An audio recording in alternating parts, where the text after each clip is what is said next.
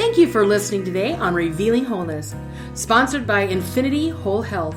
Check out our website at infinityWholeHealth.com, where we are revealing the eternal in each individual, the infinite in the individual. The creativity is made manifest. Limitation is let go. Now, here's your host, Dr. Troy Munson. Hello and welcome. I'm Dr. Troy Munson on Revealing Wholeness. I have clients that, legitimately they want to be parents and they have trouble getting pregnant. And it is amazing that there is just more and more trouble in women and men trying to have a family. And so with these folks, they often come to me and they've done everything under the sun that they can possibly think of. And more than that, I read all the side effects of these fertility drugs and these IVF drugs and in vitro fertilization, all these things that they do, that when they start messing with hormones, trying to get a cycle to happen in a woman, these hormones tend to just strip nutrients out of the human body, which is really kind of crazy because the exact fix is actually putting those nutrients back into the system. And then we have to ask, well, how much stress is somebody under?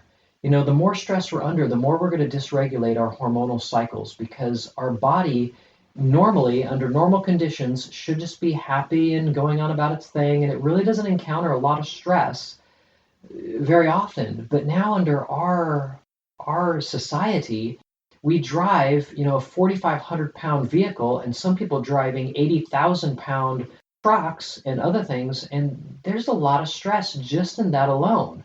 Now we have all these deadlines we put onto us. We have all these emails we must return. We have all this stuff happening on Facebook and Pinterest and whatever. And it just becomes more, as we've sought to be more connected, we're actually more stressed.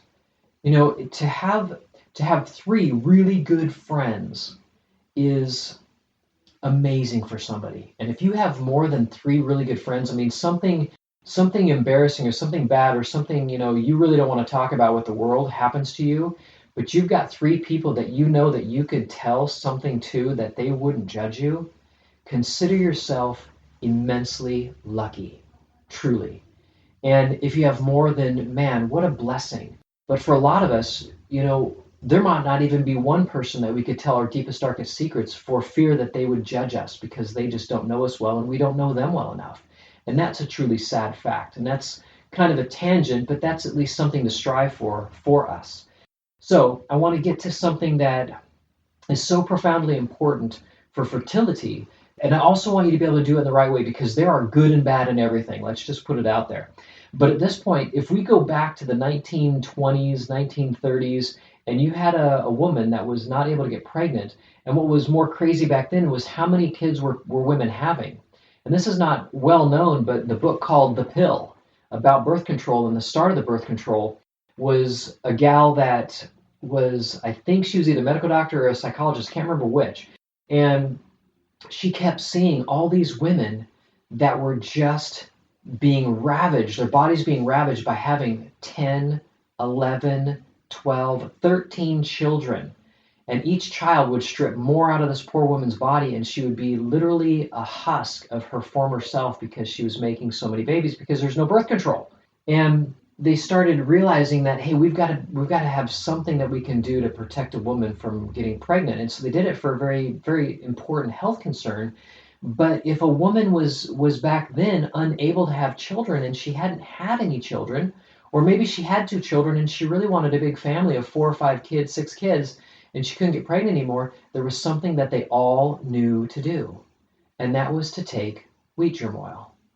Now, wheat germ and wheat-germ-oil are very nutrient-rich foods. If we look at their genesis, when we started milling grain, which is rolling the grain, and then popping off that germ of the wheat, that end of the wheat, that was where the oil packet was and all the nutrients that we needed in our body to process that white flour or that starch that was in that wheat kernel. But what did they do? They took all that wheat germ off of the wheat starch, that white flour, because if they mixed the wheat germ in with the starch, it would only be good for 7 days. Then all that flour would be rancid because bugs would get in and eat it because there was nutrients available. Well, they found out when they took all the nutrients out of it that the bugs left it alone because it was of no interest to them. They couldn't survive on the white flour alone. And so guess what they have fed us for, 50, 60, 80, 100 plus years? White flour that has no nutritional value. So if you're a woman trying to get pregnant, we would like to pull white flour from your diet and insert things like wheat-germ-oil. Now, if you've heard wheat-germ-oil and you run out and say, I'm going to go buy a bottle of wheat-germ-oil and take it, well, the moment you crack that cap on that wheat-germ-oil bottle, you now have about 24 to 36 hours to eat all of that wheat-germ-oil because it's going to be rancid. That's provided that they made it to that bottle in an oxygen-free environment, which I don't know if they did.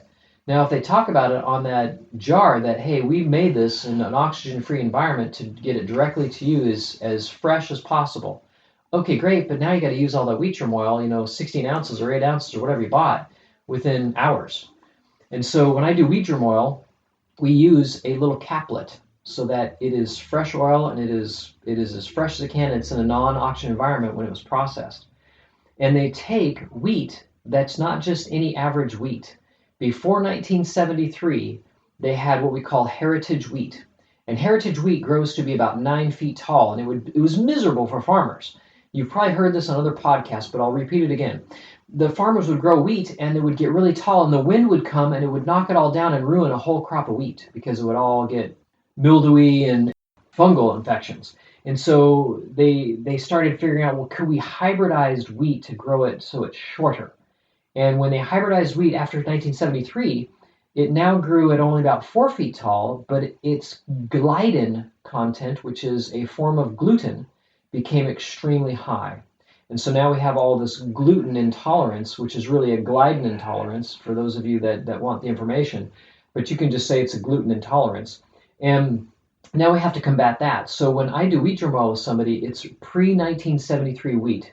It's the real wheat grown today, but it's the old wheat that's not hybridized or genetically modified or husbandry or anything like that. It's just left as the real stuff. So it's low gluten content, but very high nutrient value. And so I see that work very, very well for a lot of women. But again, there's dietary concerns, like we talked about already, that we want to start taking care of as well, so we can start adding nutrients in, plug the holes of the bucket, so to speak, so that the nutrient stays in, and then when they're able to get pregnant, that the woman has enough nutrient value in her body to supply it to that growing little one, and now they're healthy when they're born too, because that's really where the rubber meets the road when it comes to getting pregnant. We don't just want to get pregnant with a body that's not able to give the nutrients to that little one of bones, heart, muscle, brain, lung, pancreas, bone marrow, everything. We want them to be complete and well-formed and really robust to battle a world that now has all kinds of weird stuff in it and chemicals and things that they need to be much stronger as individuals. So I hope that helps. I hope that kind of gives you an idea of why wheat-germ-oil is so amazing and what it really has. It's just all that whole nutrients that we're missing in so many of our grains. And people ask me, should I eat whole grains? I said, yes, if you're grinding it yourself, you're getting the wheat and grinding it and making bread, absolutely, you can get it that way too. And that's not a bad idea. But right now, let's shed the white flour and bring on the wheat-germ-oil. So until next time, I'm Dr. Troy Munson on Revealing Wholeness. Thanks for listening.